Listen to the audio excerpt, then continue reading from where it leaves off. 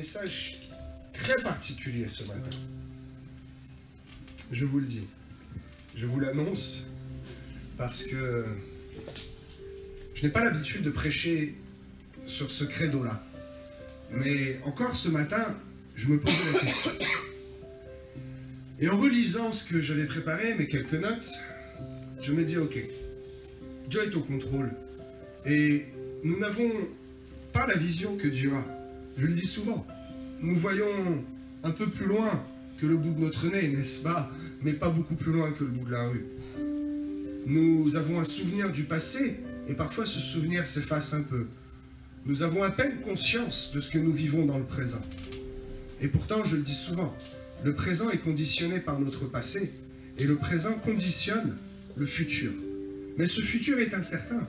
On a des projets, on a des envies, on a des idées, mais qui sait si les choses ne vont pas basculer, complètement tout changer, en passant le pas de la porte, en décrochant le téléphone, en regardant un mail ou en ouvrant un courrier, en montant dans la voiture ou en allant me coucher. Notre avenir est incertain, parce que nous ne voyons que le bout de la rue. Et dès qu'il y a un virage, dès que ça tourne, on ne sait pas ce qui se passe derrière. Mais Dieu, lui, est au-dessus. C'est lui-même qui a construit la ville, qui a fait les plans. C'est lui-même qui sait tout notre passé, qui connaît notre présent et qui a préparé notre avenir. Alors, dans cette compréhension, ce matin, je me dis, bien, je vais dire ce que tu as mis sur mon cœur et je vais parler franchement. Souvenez-vous du message, l'enlèvement dans sa gloire. Un message qui a eu beaucoup de succès, qui a bouleversé et qui a beaucoup fait parler dans les commentaires. Encore une fois, beaucoup ne sont pas d'accord. Hein, il y a une doctrine sortie de la parole de Dieu qui vous dit que finalement l'enlèvement c'est très flou et puis que l'enlèvement n'existe pas. Certains disent, alors là c'est pour les plus bizarres, que ça a déjà eu lieu. Bon, je n'étais pas au courant. Et d'autres pensent que ce n'est pas de notre génération. Effectivement, cela rassure de dire on ne vivra pas l'enlèvement, c'est une notion biblique, mais ce sera pour les générations futures.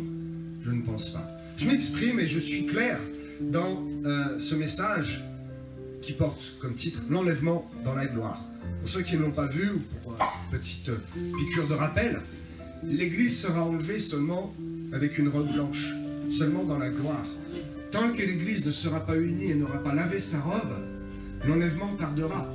Et la date de l'enlèvement est flexible. Mais la date de l'apparition de l'Antéchrist et des tribulations, elle est fixe. Elle est fixée depuis déjà longtemps.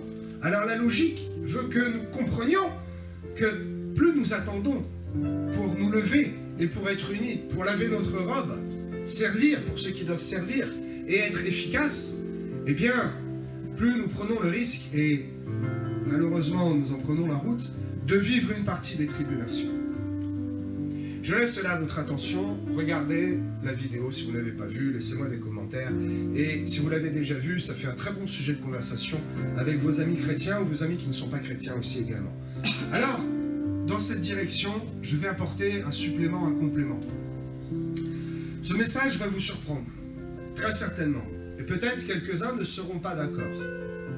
Alors ça peut être aussi une bonne chose, que de ne pas tout le temps boire les paroles du pasteur. Je ne suis qu'un homme, vous savez, et parfois mes paroles peuvent être les paroles d'un homme.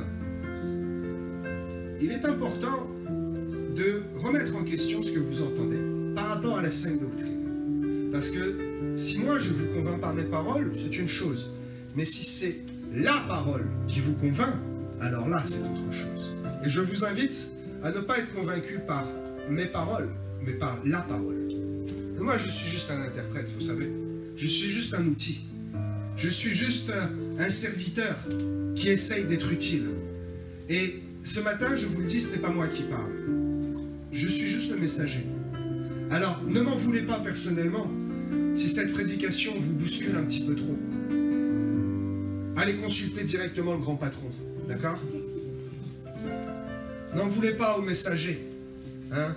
On ne tue pas le messager qui apporte une mauvaise nouvelle ou quelque chose dont on ne veut pas. Le facteur qui vous apporte à recommander et que vous ne voulez pas, vous n'allez pas jeter des cailloux sur la fourgonnette du facteur. Alors ne m'en voulez pas. Et peut-être quelques-uns vont même dire, pasteur, c'est très bien, j'avais besoin d'entendre ça. Ou il est temps qu'un pasteur prenne position et soit honnête. Ou peut-être que vous allez dire, oui, j'avais besoin d'être réveillé. Et c'est vrai, je suis entièrement d'accord. Peut-être que vous allez dire, je le savais depuis longtemps. Je n'apprends pas grand-chose, mais là, pasteur, tu m'apportes des arguments pour étayer mes propos. Et des arguments bibliques. Alors, vous le savez, nous sommes en l'an de grâce, comme diraient quelques-uns, 2024. C'est superbe. On vit une époque fantastique.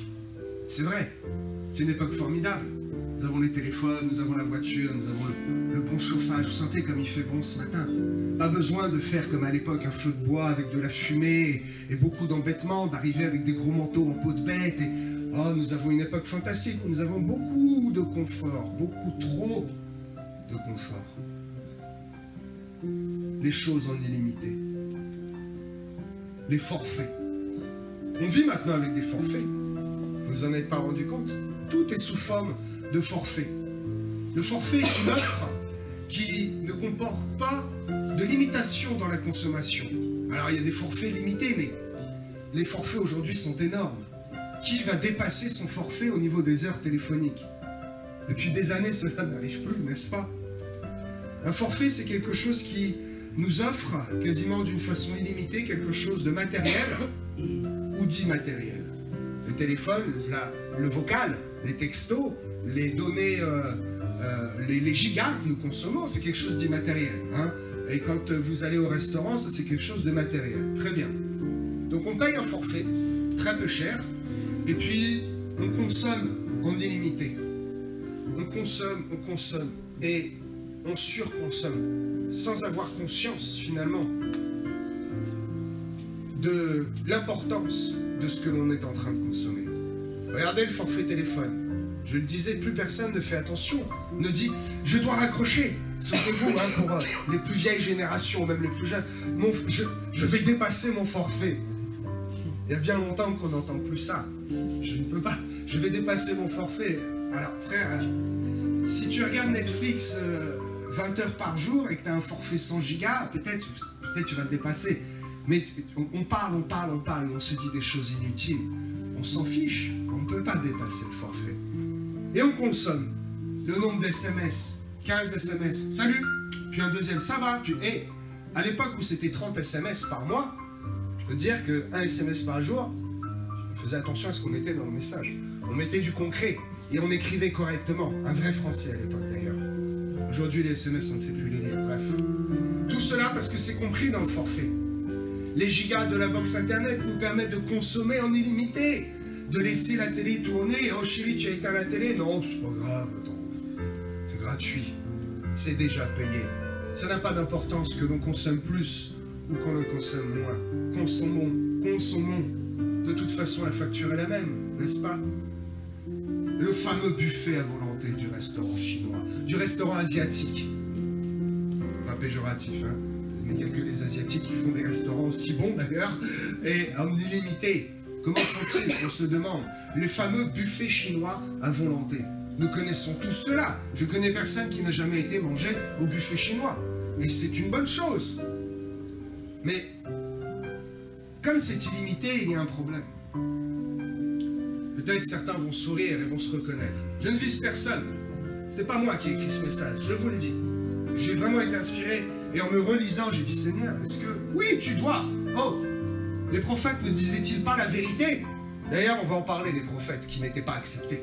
Tous, pas un seul. Il y en a deux peut-être qui ont été un petit peu entendus. Juste un peu. Mais ça n'a duré qu'un temps. Je vais vous en parler. Et donc, combien se retiennent de manger pour pouvoir mieux dévorer, n'est-ce pas, au buffet à volonté? Ça peut faire sourire. Mais quelle honte, mes amis. Incapable de jeûner pour Christ, mais capable de se retenir de manger pour s'empiffrer un peu plus, sous prétexte que c'est à volonté. Tout nous est permis, mais tout n'est pas utile, mes amis. En faisant ça, tu vas faire mal à ton ventre, tu vas faire mal à ta santé, et tu adoptes un comportement qui est finalement semblable au comportement des païens et du monde. Un ange vient et regarde et se dit, mais quelle est la différence entre celui-là qui est fils du Très-Haut et celui-là qui se roule dans la souillure? ils sont tous les deux au même buffet, ils ont tous les deux le même comportement, sous prétexte que c'est ta volonté. Alors, il n'y a plus de valeur. Tout le monde vient et se sert, comme ils veulent, sans contrainte. Nous l'avons tous vu, ces assiettes qui finissent à moitié remplies dans les cuisines, parce que les gens sont venus et ont eu les yeux plus gros que le ventre. Et ils ne peuvent à peine plus que se lever et marcher péniblement jusqu'à leur voiture avec une panse bien remplie. Et l'assiette, ce n'est pas grave, ça va à la poubelle. Mais hé, j'ai payé pour ça, c'est illimité. C'est le buffet à volonté. Un large choix de nourriture au restaurant chinois. Un large choix de forfait téléphonique. Un large choix de réseaux sociaux. Un large choix de films. Un large choix d'églises. Et même un large choix de ministères. Et oui, mes amis, l'église n'est pas un buffet à volonté. Ne confondez pas. Ne confondez pas sous prétexte que vous avez payé le forfait, n'est-ce pas, en donnant votre vie à Christ, que vous pouvez aller consommer comme cela n'importe quand, n'importe comment et n'importe où. Et je viens prendre un peu ici et picorer un peu là. Mais cela ne va rien vous donner. Avez-vous déjà vu un agriculteur qui sème une dizaine de graines ici, puis une dizaine de graines dans le champ du voisin, et puis une dizaine de graines un peu ici et un peu là? Il ne va rien récolter. Il sème là où cela ne lui rapporte pas, n'est-ce pas? Tellement de choix dans les églises et dans les ministères, dans ce buffet à volonté, que finalement, le chrétien a le choix de choisir qui il aime ou qui il n'aime pas dans le ministère. Tiens, je vais choisir de m'attacher à un tel ou à un tel, parce que lui ne m'a jamais froissé. Lui m'a toujours dit finalement ce que je voulais entendre. Il ne m'a jamais vexé. J'aime la manière dont il a de m'aimer. C'est pas ça la définition de l'amour. L'amour, ce n'est pas passer de la pommade dans le dos et tout le temps réconforter, encourager dans les bêtises. Non. L'amour, c'est dire la vérité. L'amour, c'est avertir. L'amour, c'est avertir et protéger celui qui s'égare. Wikipédia, le dictionnaire en ligne, à volonté, encore une fois, n'est-ce pas? Sentiment vif qui pousse à aimer quelqu'un, à vouloir du bien, virgule, à aider en s'identifiant plus ou moins à la personne. Aimer, c'est avoir de la compassion en s'identifiant à la personne. C'est faire quelque chose pour l'aider. Qui nous a démontré le plus grand amour? Jésus-Christ, n'est-ce pas? Il a fait plus que de s'identifier. Il s'est fait homme, carrément. Et Jésus a parlé franchement. D'ailleurs, les musulmans, lorsqu'ils ont un débat avec des chrétiens, ils ont toujours les mêmes excuses, les mêmes attributs, les mêmes arguments, en disant, mais Jésus a eu des paroles très dures, quand il dit race de vipères. Jésus a eu des paroles très dures. Jésus a dit que nul ne vient au Père que par moi. Oh, mais les pharisiens ont dû lui dire, mes frères, mais tu te rends compte comme t'es dur? Il n'y a pas que toi, on peut aller à Dieu tout seul. Je suis mon propre juste. Je n'ai pas besoin de passer par Jésus pour aller à Dieu. C'est dur ce que tu dis, que tu manques d'amour. Et pourtant, c'est une vérité. Nul ne vient au Père que par Jésus. C'est une vérité, c'était des races de vipères. Lorsque Jésus dit, et c'est une parole que les musulmans connaissent bien mais qu'ils ne comprennent pas, Jésus lui-même dit, je suis venu pour apporter la division. Oh, Jésus divise. Oui, Jésus fait la part et il divise entre le bien et le mal. La parole de Dieu est une épée à double tranchant. Elle tranche, elle parle en vérité. Si la vérité ne vous convient pas, tournez vos yeux vers Christ, repentez-vous, demandez-vous si vraiment vous êtes convertis. Parce que finalement, la vérité biblique qui ne nous convient pas, c'est quelque part normal, c'est charnel. La chair ne veut pas se soumettre à ce qui est de l'esprit. Mais ce qui n'est pas normal, c'est de ne pas l'accepter. Je me remets en question tous les jours. Oui, je suis loin d'être parfait. Nous sommes loin d'être parfaits. Et nous avons besoin d'entendre un peu des paroles qui vont à contre-pied. Parce que si toujours vous êtes encouragé, toujours encouragé dans le péché et dans une marche qui finalement vous fait marcher sur un chemin qui n'est pas tout à fait la vérité. Vous savez, une plante, lorsqu'elle pousse, si elle n'a pas de tuteur, naturellement, elle pousse de travers. C'est normal, c'est comme cela. La Bible est notre tuteur, pédagogo. Vous connaissez ce terme grec. La Bible et la loi étaient un pédagogue qui nous a servi à pousser droit, à fortifier notre tronc. Et maintenant, le chrétien pousse droit, comme une belle plante, n'est-ce pas? Donc, oui, il est nécessaire d'avoir des conducteurs spirituels qui rétablissent la vérité, qui ne passent pas toujours de la pommade dans le dos. Aimer son prochain, c'est dire quand les choses ne vont pas, c'est prévenir avant qu'il y ait un problème. Suis-je le gardien de mon frère? Oui, mais bien sûr que tu es le gardien de ton frère. Frère, tu cours là, mais le chemin, tu vois pas, moi je vois, je connais l'expérience. Il y a un trou sur ton chemin. Oh, mais tu peux pas me laisser tranquille. Tu manques d'amour, tu es méchant, tu veux vraiment que je tombe? Non, je veux t'avertir. Ralentis, change de route, les deux pieds sur le frein, parce que tu vas à l'encontre des problèmes. Ça, c'est de l'amour. Ce n'est pas encouragé dans les bêtises ou dans le péché, comme malheureusement ce qui est énormément à la mode en ce moment. Vous savez, des églises qui sont pleines et pleines et pleines. Je le sais parce que je suis bon nombre de chrétiens, environ 50 fois plus que ce qu'on est là, je vous le dis, qui fréquentent, pour certains, pas tous, des grandes églises. Et s'ils viennent prendre conseil auprès de nos tout petits ministères, c'est parce qu'ils n'ont aucun accès à leur pasteur. Parce que le pasteur vient, il prêche un peu, il dit des choses que tout le monde veut entendre, personne n'est édifié, mais tout le monde est content. Ils repartent chez eux un peu plus bedonnants, en se tapant sur la panse et en se disant, tiens, est-ce qu'on se ferait pas un petit buffet à volonté? Les chrétiens veulent entendre ce qui leur plaît, et non pas ce que Dieu dit. Ils ne veulent plus venir à l'église parce qu'ils ont peur d'entendre la vérité. Je ne nommerai pas, je ne nomme personne. Mais cet homme qui a dit, je ne veux pas aller parler aux prophètes parce que j'ai peur qu'ils me disent, comme tous les autres prophètes, que j'ai un appel. Je ne veux pas aller voir le pasteur parce que je l'ai appelé cette semaine en pleurs et en panique. Et il m'a dit de changer. Et je l'ai vu, il m'a regardé ce matin et il a bien vu que je n'avais pas changé. Alors vite, vite, je pars de l'église avant la fin du culte. Parce que je ne veux surtout pas entendre la vérité, je ne veux pas être repris. Les chrétiens ont besoin d'entendre qu'il faut s'engager avec Dieu. Qu'il faut savoir se mettre à part. Ça fait mal, hein, de se mettre à part. Ça fait mal. La gorge réclame. Ah, j'ai soif. Le ventre gargouille. Et ça fait mal. Ah, ce soir, je ne vais pas regarder ma bonne série Netflix à volonté. Parce que je vais me coucher plus tôt pour préparer mon culte demain. Parce que je vais sacrifier un peu de quelque chose, je vais me mettre à part. Mais oui, c'est normal que ça fasse mal.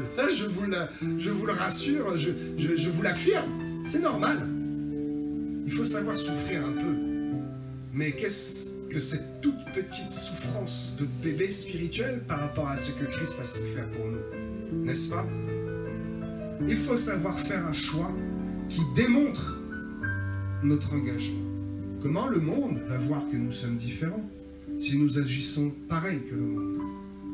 Combien disent, ah, attends, c'est une réflexion ce que tu viens de me dire là? Si c'est une réflexion, ça va pas aller. Hein. Mais, mon ami, est-ce que c'est une réflexion? Tu me dis, oui, c'est une réflexion. Ben merci, je vais réfléchir sur ta réflexion. Tu vois? Parce que peut-être que tu as tort, mais peut-être que tu n'as pas tort. Après tout, qui suis-je, moi, simple homme, pour dire, oh, personne ne me juge. Ah, arrête de juger, hein. Mais si tu n'es pas capable d'être jugé par un homme, ça va être la douche froide quand le grand patron va te juger. Je te le dis. Tout le monde désire venir au buffet de l'église pour se servir à volonté. Mais juste ce qui plaît. Vois-tu, c'est ça le problème. Ce qui dérange, on le laisse de côté.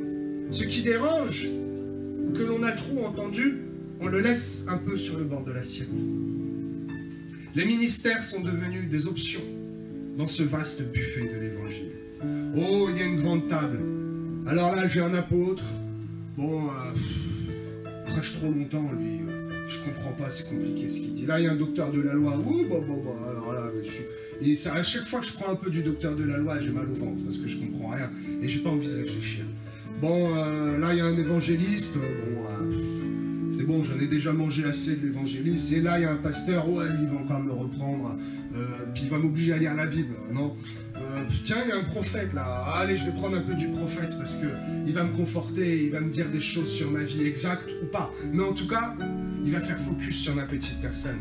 Et je vais entendre parler de moi. Ah, à moi, à moi. Prophète, prophétise-moi, dis-moi, parle-moi, à moi, à moi, à moi, à moi.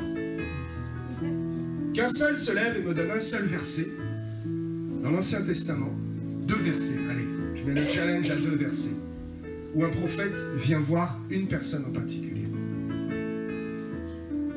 Bonne chance. Dans le Nouveau Testament, il y en a un seul. Je vais en parler dans quelques temps. Avec ce comportement, comment voulez-vous réclamer des miracles et des prodiges? Ah, on le réclame. Où sont-ils? On voit quelques miracles, heureusement, parce que l'amour de Dieu transcende et va au-delà de ce que finalement nous démontrons comme comportement. Si Dieu s'arrêtait à notre comportement, nous serions déjà tous foudroyés et brûlés par le feu du Saint-Esprit. Dieu est amour, et il tolère, et il supporte encore le fait que nous soyons dans cette vision du buffet. Comment voulez-vous que le réveil arrive si nos pensées spirituelles sont remplies seulement de l'évangile qui nous convient? Et les 5 ministères, il y a 5 plats à table là. Il faut diversifier un peu. Il faut rester attaché d'abord aux pasteurs, aux évangélistes. Et puis aller prendre un peu d'autres plats. Il est bon de varier la nourriture spirituelle, je vous l'ai dit. Mais soyez plantés à un seul endroit. Oh, peut-être vous pensez que je prêche l'inverse. Tantôt oui, tantôt non. Je dis soyez fidèles et puis je dis allez dans d'autres églises. Comprenez bien ma parole. Soyez plantés à un seul endroit, mais il est bon de prendre un peu d'autres plats. Non pas de vous gaver comme un buffet, mais il y a 5 plats devant vous. Si vous vous nourrissez tous les jours de la même nourriture spirituelle qui fait que vous convenir, le gars il est là et il mange des frites. C'est bon les frites, tout le monde aime les frites.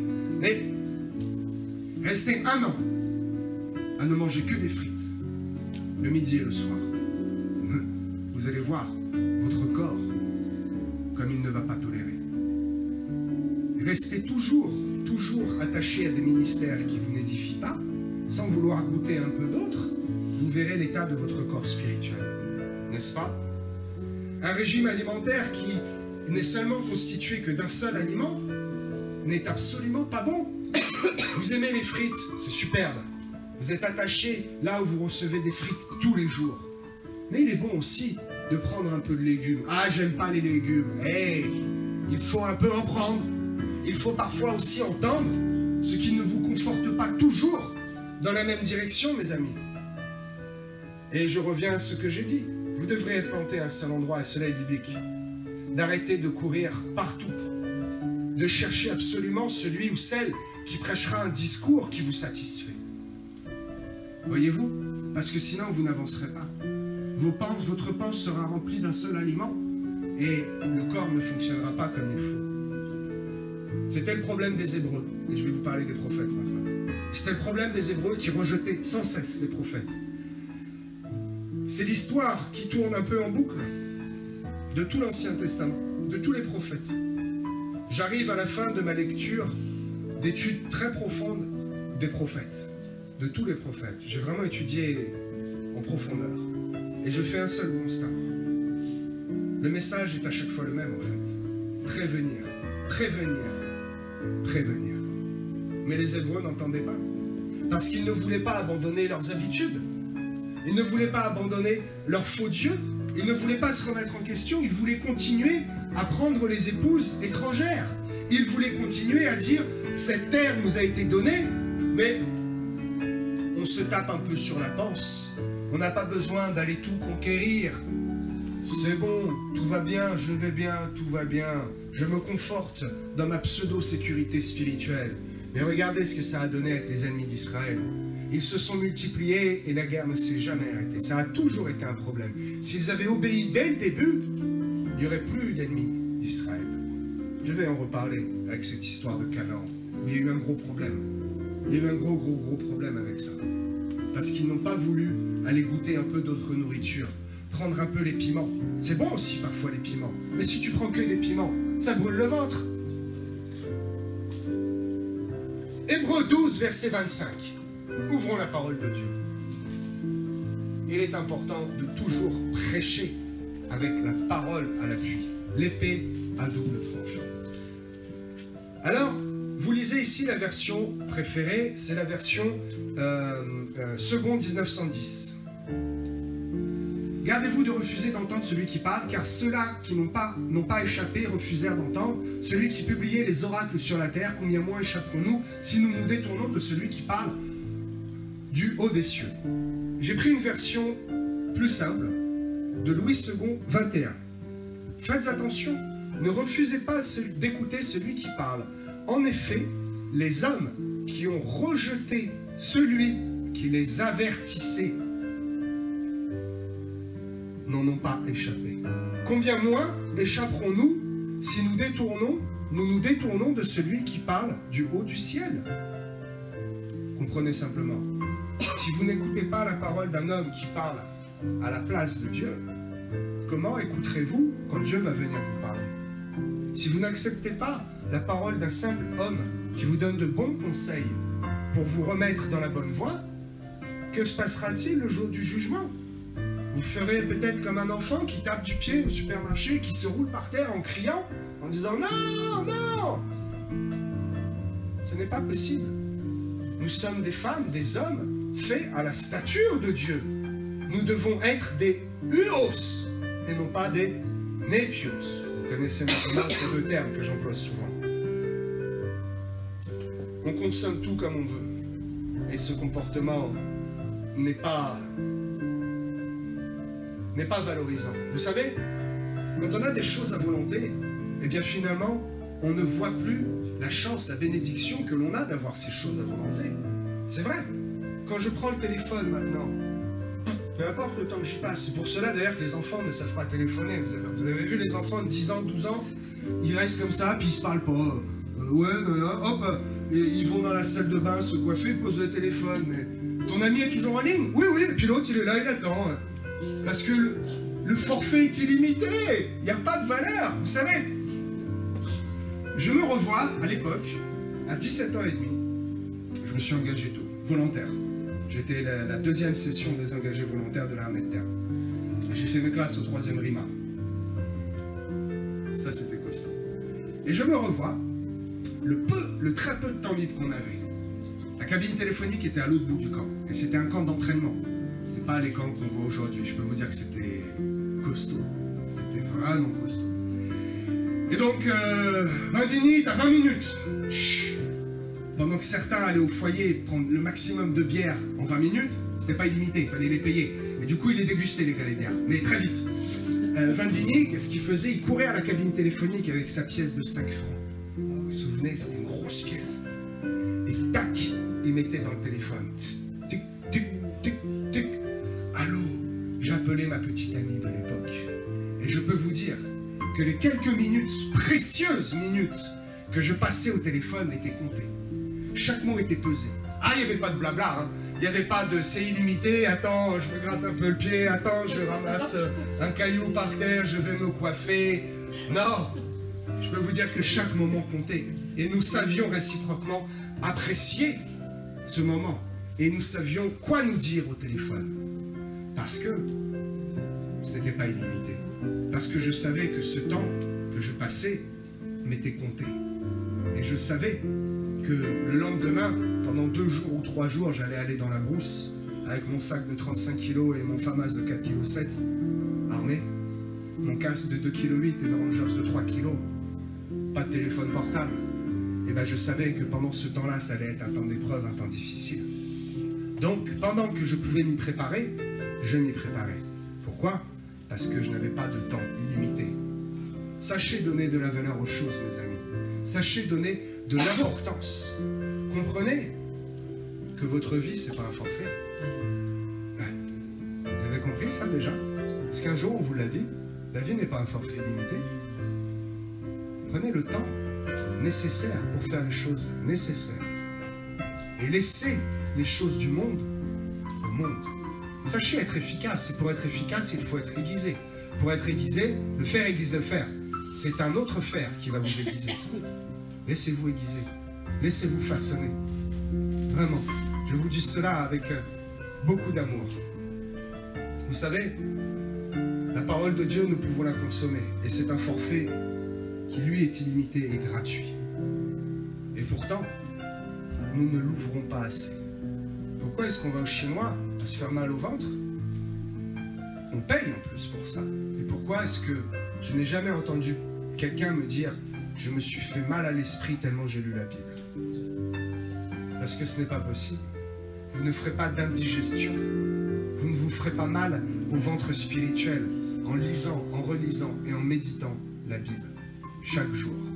Ça, c'est une bonne nourriture. Vous ne vous ferez pas mal au ventre spirituel en venant chaque dimanche à l'église. Même si parfois, comme c'est le cas ce matin, certainement, vous entendez des choses qui grattent un peu. Vous savez, quand un enfant est mal à l'aise, vous l'avez déjà regardé, il s'agite. Ah, ça gratte. Mamie, ça gratte. Ne soyez pas mal à l'aise. Si ça gratte, grattez-vous. Et acceptez ce que Dieu a à vous dire ce matin. Ne gâchez pas l'avantage de la parole de Dieu qui, elle, est en illimité. Alors, je vous parlais à peine des Hébreux qui rejetaient les prophètes. Tous les prophètes ont été rejetés. Il n'y en a que 2 qui ont été un peu écoutés. Mais ça a duré une génération. Il s'agit de Nahum et de Jonas, n'est-ce pas, qui ont été entendus. Mais qui, une génération après, eh bien, la génération d'après n'a pas suivi les pas de leurs parents. Génération rebelle. Il s'agit de Ninive. Ninive a été épargnée le temps d'une génération. Vous connaissez l'histoire. Il y a un autre prophète qui a été écouté et qui finalement réussit un petit peu à changer les choses, mais juste un temps. Il y a Habakkuk. Habakkuk qui bien avant l'invasion de Babylone, Babylone c'est Dieu qui utilise Babylone pour punir et châtier son peuple infidèle, parce que depuis des générations, des centaines d'années, il prévient, il le prévient et il le prévient encore. Habakkuk prévient le peuple. Sophonie au chapitre 2 qui appelle le peuple texto, c'est écrit changer d'attitude. Sophonie appelle le peuple à changer d'attitude. Et il est écrit juste un chapitre après, au chapitre 3, le peuple se fiche complètement des avertissements. Le prophète parle, le peuple dit, on entend, mais on ne veut pas écouter.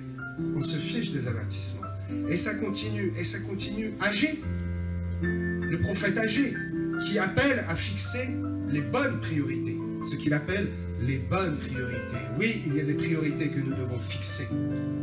Il dit au peuple qu'ils travaillent en vain, et à cause de cela, ils ne sont pas heureux. Tu vas et tu picores, et tu picores, et tu picores depuis des années, et tu te dis, j'y arrive pas, pasteur, j'y arrive pas. Mais non, parce que tu as travaillé en vain. Tu es allé manger au buffet de l'évangile, à volonté dans tous les ministères, sans jamais t'attacher à un endroit. Tu dois t'attacher à un endroit et goûter un peu. La bonne saveur du prophète, la bonne saveur de l'apôtre, de l'évangéliste. Oui, même un chrétien averti et un chrétien sage et affermi doit aussi se lever de temps en temps pour aller encourager et écouter la parole d'un évangéliste. Ce que j'appelle les couleurs de l'évangile. Sans toutefois en abuser. Et manger dans ce buffet spirituel.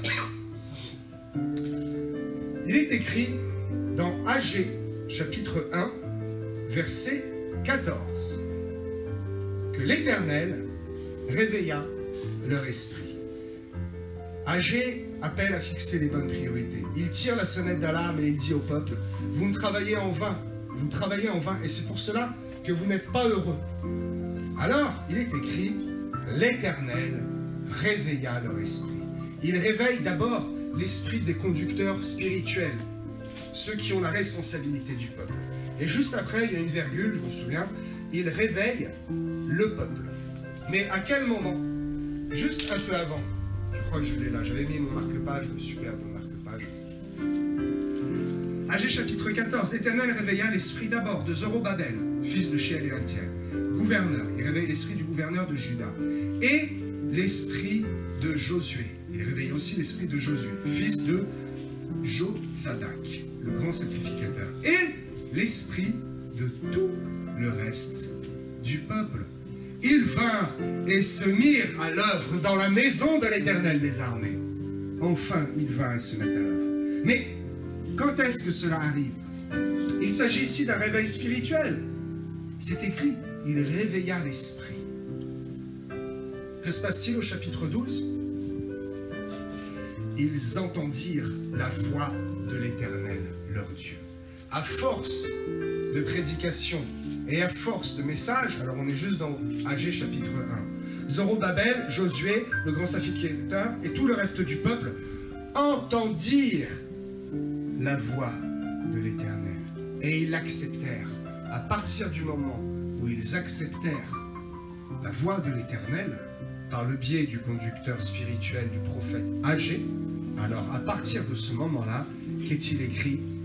Ils se réveillèrent. L'Éternel réveilla l'esprit de tout le peuple. Et la conséquence, qu'est-ce qui se passe? Ils vinrent et ils se mirent à l'œuvre dans la maison de l'Éternel leur Dieu. Et cet événement est très important. Pourquoi? Parce que scripturairement, quand il y a une date, quand il y a une datation, cela veut dire que c'est très important. Et il y a aussi quelque chose, alors là c'est pour les eschatologues ou pour les docteurs de la parole, à comprendre dans le temps que ça arrive. Regardez, le 24e jour du 6e mois, la seconde année du roi Darius. Cela nous donne la capacité de dater précisément cet événement. Je laisse cela à l'attention de ceux qui veulent aller plus loin. Moi-même, je n'ai pas fait cette étude. Continuons. Zacharie, qui a de nombreuses visions. Et malgré cela, il parle au peuple. Et malgré cela, le peuple ne veut pas comprendre. Et même, il pose une question bizarre. Le peuple demande s'il est encore utile de faire des jeûnes spéciaux. Pasteur, est-ce que c'est encore utile aujourd'hui d'offrir quelque chose à Dieu? Est-ce que c'est encore utile de venir au culte? Finalement, moi, je fais mon culte chez moi, je lis ma Bible, et puis je vais prendre un peu au buffet d'Internet de tel et de tel ministère, et quand j'entends quelque chose qui ne me plaît pas, il me suffit juste d'un clic. Clic, et je zappe. Clic, et je zappe.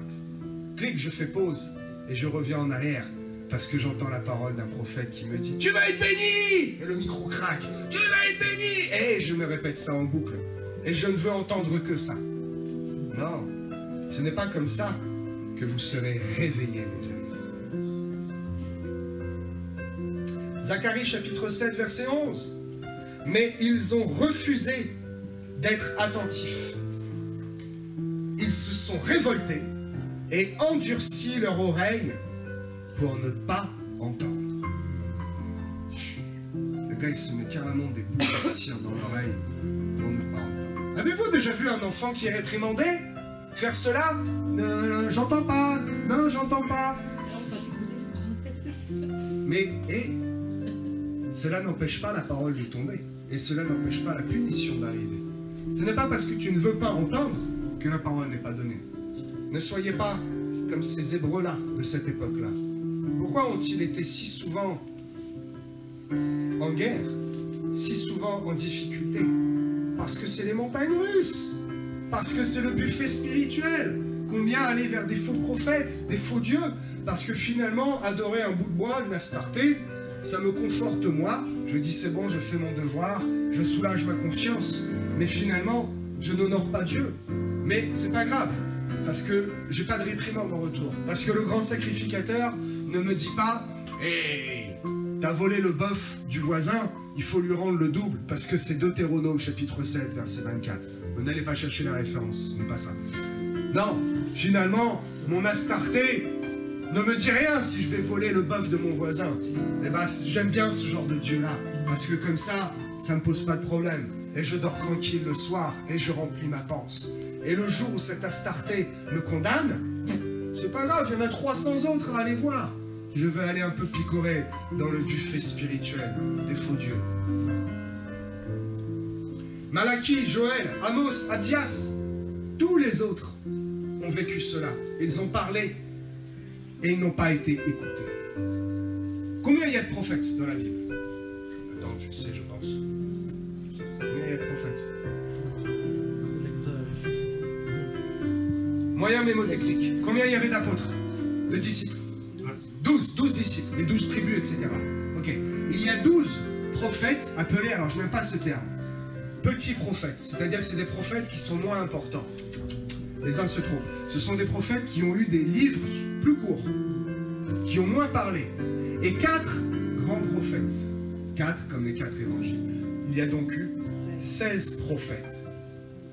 Et 16 prophètes 16 prophètes dans l'Ancien Testament. Mais c'est... Attends. C'est quasiment un livre sur 2. Vous avez déjà vu ça? Vous avez déjà tilté?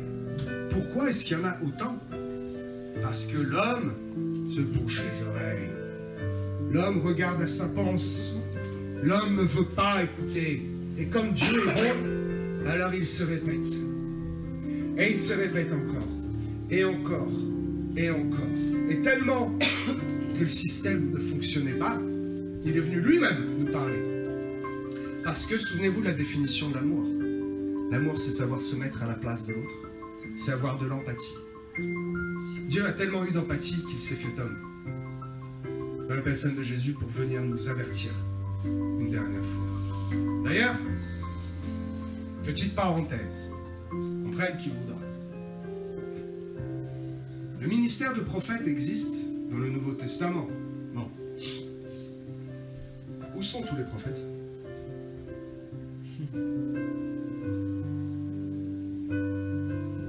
Quelqu'un peut me donner le nom d'un prophète du Nouveau Testament? Un seul. Jésus. Jésus, oui. Bon.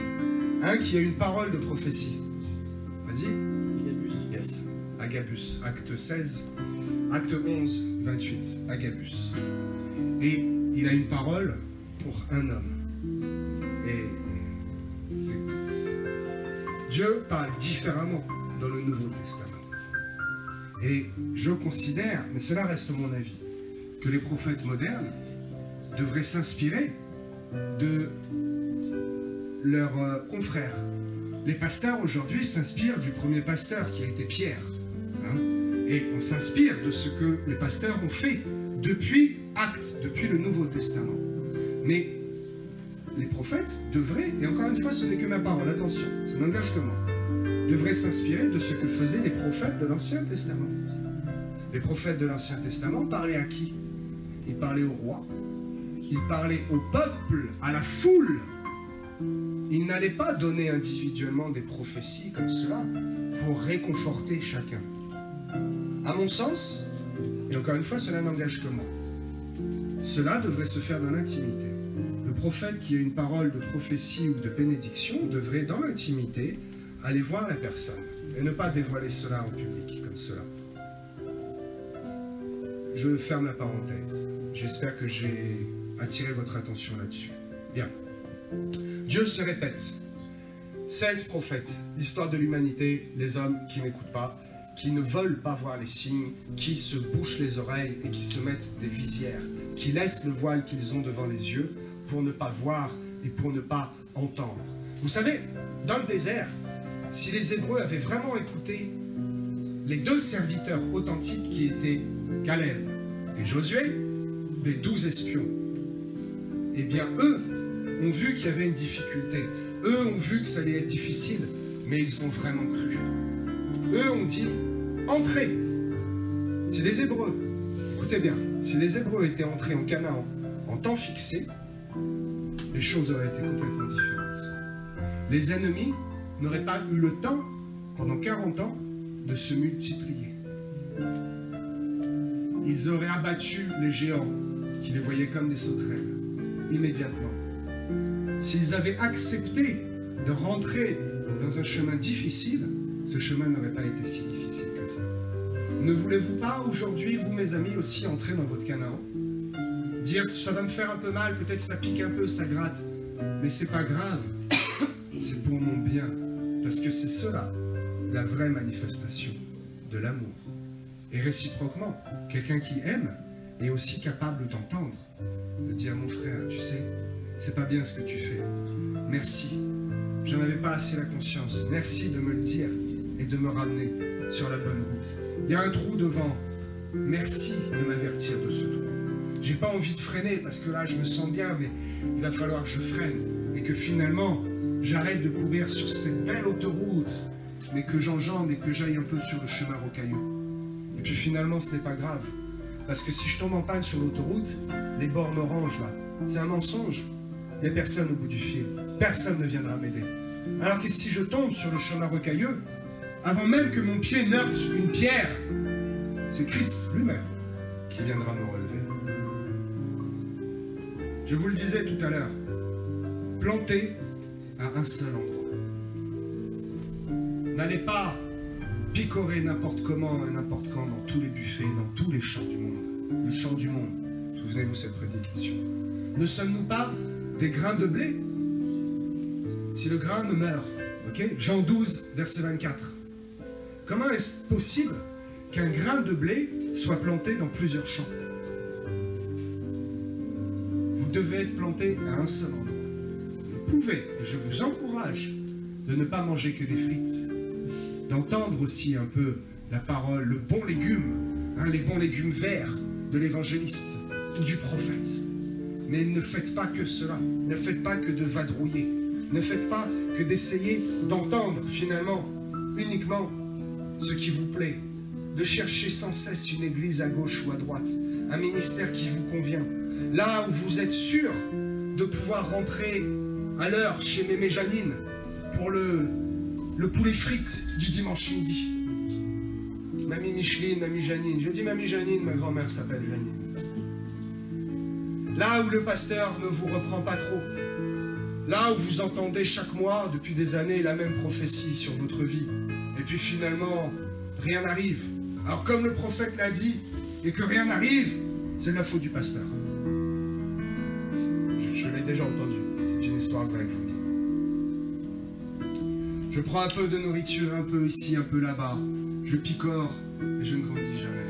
Je sème un peu ici, je sème un peu là, et au moment de la récolte, mon ballot n'est pas rempli. Ce n'est pas bon. Je sème et je travaille là où je ne suis pas nourri. J'ai longtemps que je ne vous ai pas sorti une punchline. Une bonne punchline évangélique. Je devrais les écrire. Une église dispersée ne pourra pas faire de percée.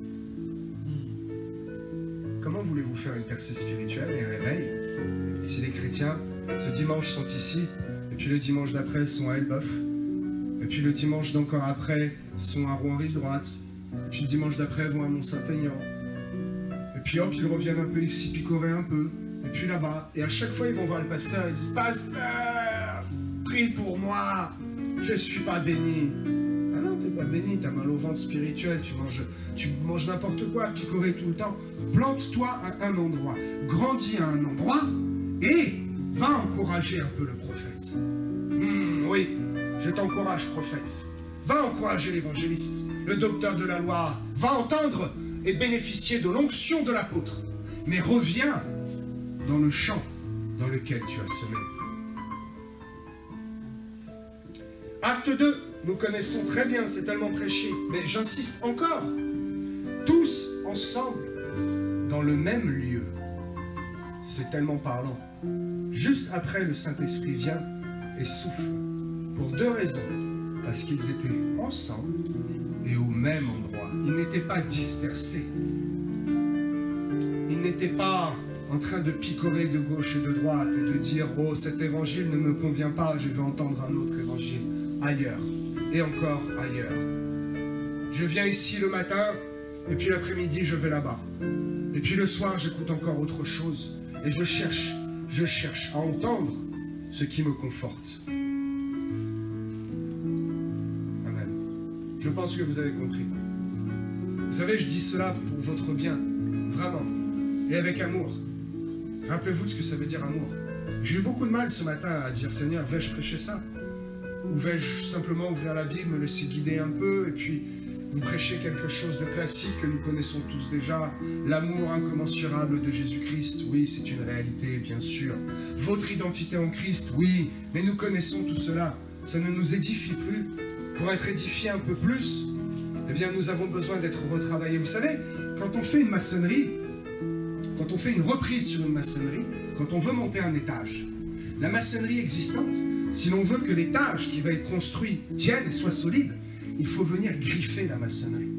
Il faut la percer, le mettre des fers dedans. Il faut abîmer un peu le support pour que le mortier bien frais vienne prendre comme il faut dedans et que la construction soit solide et qu'elle soit ferme. Hébreux chapitre 13, verset 17. Obéissez à vos conducteurs et ayez pour eux de la déférence, car ils veillent sur vos âmes comme devant en rendre compte. Qu'il en soit ainsi, afin qu'ils le fassent avec joie, et non en gémissant, ce qui vous ne serait d'aucun avantage. Il est écrit qu'il y ait peu de pasteurs, parce qu'ils seront jugés plus sévèrement. Vous savez pourquoi? Parce que nous avons le souci et la charge des âmes. Veille sur vos âmes comme devant en rendre compte. Hey Jean-Charles, mon fils, viens. Tu as des belles récompenses et tout. C'est un jugement de rétribution. Mais je dois te dire, tu n'as pas été assez zélé. Christopher, qui tous les dimanches arrivait en retard, alcoolisé de la veille, tu n'as jamais été le reprendre. Pourquoi tu n'as jamais été chez lui casser les bouteilles de whisky? Parce que je suis amour.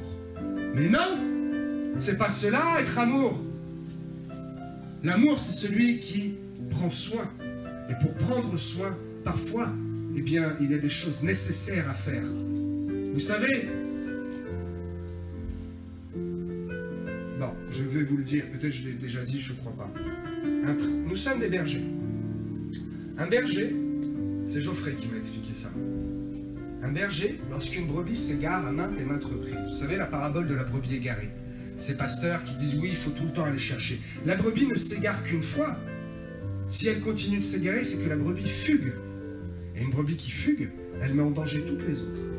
Le berger se met en danger pour une brebis qui est perdue dans le monde. Il laisse les 99 autres. Et c'est normal. Mais il le fait qu'une fois. La brebis qui ne fait que de s'égarer, elle ne s'égare plus.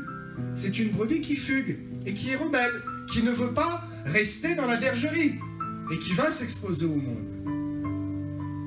Alors je ne le ferai pas. Comprenez bien que c'est en esprit que je vous parle. Mais le berger, quand une brebis ne fait que de fuguer, qu'il s'est fait 2-3 fois un peu mordre par un loup, et qui continue à s'échapper, vous savez ce que fait le berger dans son amour de berger? Oh, ce matin j'ai dit je vais dire toutes les vérités. Tant pis si j'ai des mauvais commentaires. Tant pis, je suis un messager, je délivre le message. Le berger casse la patte de la brebis. Vous savez ce qui se passe? La patte se remet parfaitement. Et vous savez que la brebis, plus jamais, elle ne fugue. Et cette brebis ne se fera jamais dévorer par un loup. Parce qu'un jour, elle a été reprise sévèrement. Et les religieux vont vous dire, oh mais non, tu ne peux pas faire ça, c'est amour, amour. Tout est amour. Tout est amour. Alors ce jeune Michael, je ne sais plus comment je l'ai appelé, comme je l'aime beaucoup, alors je vais le laisser. Et je vais prier pour lui, oui, amen, sois béni, sois béni. Oh, il va être content, il va entendre sois béni. Il va continuer à venir à l'église parce que le pasteur ne va jamais le reprendre. Mais le jour où le pasteur va rendre visite, et va casser les bouteilles, et va lui imposer les mains, vous savez ce qui se passera? Ce qui se passe dans AG. Ils entendirent, et l'esprit fut ouvert. Son esprit va s'ouvrir, il va se mettre sur les genoux, le pasteur va lui imposer les mains, et cet homme va être complètement délivré. Et le dimanche d'après, il va venir et cela va être un témoignage. Et les autres vont l'entendre. Et l'Église, le corps de Christ tout entier rentre dans ce que j'appelle le cercle vertueux. De mieux en mieux, de gloire en gloire. Ce mot, obéissez à vos conducteurs. Et je reviens dessus, parce que j'ai horreur de ceux qui sont des dictateurs et des pasteurs dont on a peur. N'ayez pas peur. Ayez la crainte, non pas de l'homme, mais de la parole de Dieu qui peut passer par la bouche. Mais n'ayez pas peur. Obéissez. Ce terme a été mal traduit. Le terme grec, c'est peito, qui signifie laissez-vous persuader. Comprenez-vous? Laissez-vous persuader par la parole. N'obéissez pas bêtement. Si un homme de Dieu vous dit de faire quelque chose de complètement stupide et vous n'êtes pas convaincu, ne le faites pas. Vérifiez. Demandez à Dieu. Mais ici, le terme obéissez, c'est peito, c'est laissez-vous persuader de ce que vous entendez. Si cela fonctionne de cette manière, alors, c'est comme je le disais tout à l'heure, vous serez persuadé par la parole elle-même, et non pas par la parole d'un homme. Je vais arrêter là, ça fait 5 minutes que je devrais arrêter déjà. Ne vous laissez pas divertir par des paroles qui vous plaisent trop. N'allez pas picorer au buffet à volonté de l'esprit et cherchez dans chaque ministère la petite particularité qui va vous plaire. Entendez la parole de justice et de vérité. Et ainsi, nous serons une église prête pour le réveil. Amen.